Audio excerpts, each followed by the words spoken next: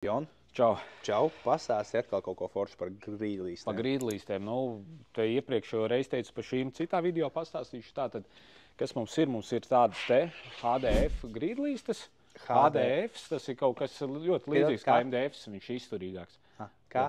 HDF. Nu, nāk rekut pats tas HDFs ir šis kartons. Un tad ir tāda, plāna, teiksim, fototapete, kas tai grīdlīstē dots to vizuālo tēlu.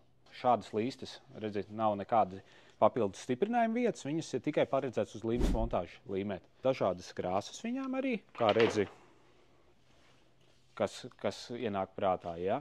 Mums ir arī šeit plaukta galā noslēpušās reku šādas te, kas ir alumīnija grīdlīstes. Šāda profila. Arī līmējam klāt. Šeit liek līmi, ja? Jā. Varbūt kaut kādu tur elektrības vadu var izvilkt. Nu, es jau teiktu, ka laba cena, 25,60 gabalā. Tas ir pa alumīnija līstēm, pa HDF-u 7,80, teiksim tā 8 eiro.